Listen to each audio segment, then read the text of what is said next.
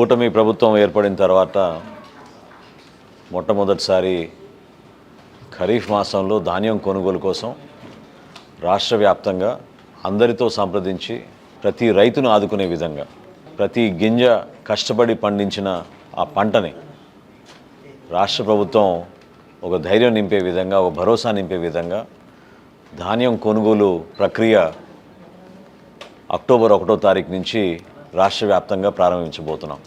అందులో భాగంగా ఈ రోజున 10 జిల్లాల జాయింట్ కలెక్టర్లు, సివిల్ సప్లైస్ కార్పొరేషన్ డిపార్ట్మెంట్ నుంచి ఉన్న డిస్ట్రిక్ట్ సప్లైస్ ఆఫీసర్స్, డిస్ట్రిక్ట్ మేనేజర్లు, మార్కెటింగ్ శాఖ నుంచి మార్క్ఫెడ్ అధికారులు, అదేవిధంగా డిస్ట్రిక్ట్ కోఆపరేటివ్ ఆఫీసర్స్, వ్యవసాయ శాఖ నుంచి జాయింట్ డైరెక్టర్ అగ్రికల్చర్లు అందరిని కూడా ఈరోజు ఒక వర్క్షాప్ ఏర్పాటు చేసి సుమారు 37 లక్షల మెట్రిక్ టన్నులు ధాన్యం కొనుగోలు చేయడానికి రాష్ట్ర ప్రభుత్వం తరఫున మేము సిద్ధమయ్యే విధంగా క్షేత్రస్థాయిలో ప్రతి రైతుకి ఒక గౌరవం ఇచ్చే విధంగా ఈ ప్రక్రియని సజావుగా ఎక్కడా ఇబ్బందులు లేకుండా టెక్నాలజీని ఉపయోగించి ఆ భరోసా కల్పించడానికి కోసం చాలా లోతైన ఒక వర్క్షాప్ ఈరోజు అర్థమయ్యే విధంగా ప్రతి ఒక్కరికి కూడా ప్రారంభించాం.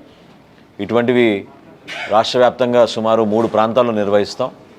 ఈ 10 జిల్లాల అధికారులతోటి ఈ రోజున ఏ విధంగా రైతు కష్టపడి పండించిన పంటకి ప్రభుత్వం నుంచి మేము చేయాల్సిన కొనుగోలు విషయంలో పారదర్శకంగా, పొరపాటు జరగకుండా, నిజాయితీగా అందరికీ అందించే విధంగా మేము తీసుకోవాల్సిన చర్యలపైన వివరించాం. రైతుతో పాటు రైతు సహాయ కేంద్రాల్లో పనిచేస్తున్న సిబ్బంది, అదేవిధంగా ధాన్యం కొనుగోలు కేంద్రాల గురించి వివరించాం.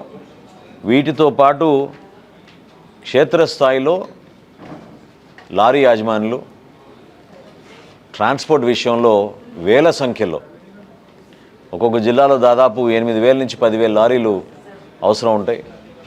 వాటిని ఏ విధంగా సిద్ధం చేస్తున్నామో, క్షేత్రస్థాయిలో ఉన్న మిల్లర్స్ వాళ్ళు కూడా ఏ విధంగా దీనికి టెక్నాలజీని ఉపయోగించుకుని జీపీఎస్ పొజిషనింగు, ఆ డేటా వాళ్ళకు వచ్చే విధంగా ఎక్కడ కూడా గన్నీ బ్యాగ్స్ విషయంలో కానివ్వండి, ట్రాన్స్పోర్టేషన్ విషయంలో కానివ్వండి, హమాలీల విషయంలో కానివ్వండి పొరపాటు లేకుండా అన్ని విధాలుగా సిద్ధమై అంతిమంగా గౌరవ ముఖ్యమంత్రి గారు, గౌరవ ఉప ముఖ్యమంత్రి గారు ఇచ్చిన మాట మేరకు ఎప్పుడైతే రైతు మనకి అక్నాలెడ్జ్మెంట్ ఇచ్చి ధాన్యం మిల్లర్కి అప్పచెప్తారో 48 గంటల లోపే వాళ్ళ బ్యాంక్ ఖాతాల్లో డబ్బులు చెల్లించే విధంగా రాష్ట్ర ప్రభుత్వం సిద్ధమవుతోంది. ఈ కూటమి ప్రభుత్వం మరొకసారి చాలా పారదర్శకంగా, నిజాయితీగా రైతాంగాన్ని కాపాడడం కోసం, వ్యవసాయ రంగానికి ఒక భరోసా ఇచ్చే విధంగా పూర్తి స్థాయిలో మేము చర్యలు తీసుకుంటున్నాం. 100 రోజులు నిండిన సందర్భంగా మా పరిపాలనలో మరొక్కసారి ఒక కమిట్మెంట్ తోటి ప్రతి ఒక్కరం కూడా క్షేత్రస్థాయిలో రైతుకి అండగా నిలబడి ఏ విధంగా ఒక ఇండస్ట్రియలిస్ట్కి ఈజ్ ఆఫ్ డూయింగ్ బిజినెస్లో రాష్ట్రంలో ఫెసిలిటీస్ అందుబాటులో ఉంచుతామో అదేవిధంగా రైతుకు ఉన్న అన్ని విధాలుగా మేము ఆ విధంగా ట్రీట్ చేసి అతనికి ఎక్కడ కూడా తగ్గకుండా ప్రభుత్వం నుంచి అందించాల్సిన సౌకర్యాలు, క్షేత్రస్థాయిలో టెక్నాలజీని మరింత లోతుగా ఉపయోగించుకుని 48 గంటల్లోపే వాళ్ళ బ్యాంక్ ఖాతాలో నిధులు చెల్లించేటట్టు సిద్ధమవుతున్నాం.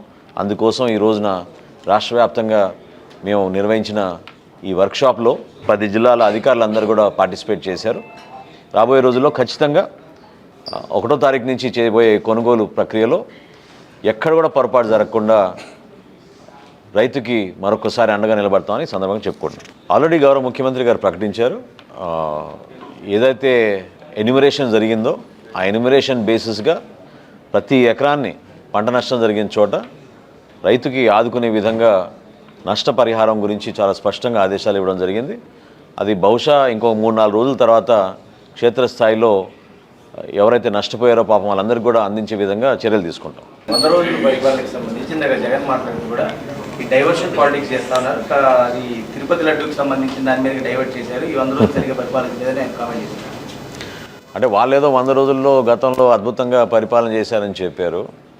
కానీ కూటమి ప్రభుత్వం ఇన్ని ఆర్థిక ఇబ్బందులు ఉన్నా కూడా ఏ విధంగా మేము ప్రజల్ని, రైతులకి ప్రత్యేకంగా మేము ఏ విధంగా ఆదుకున్నామో స్వయంగా ప్రజలు చూశారు. నిజంగా జగన్మోహన్ రెడ్డి గారికి నిజాయితీ ఉంటే ఆయన మాటల్లో ఎందుకు రబీ పంటల్లో కొనుగోలు చేసిన ధాన్యం గురించి 1674 కోట్ల రూపాయలు బకాయిలు పెట్టి చెల్లించకుండా వెళ్ళిపోయారో వాళ్ళు సమాధానం చెప్పాలి.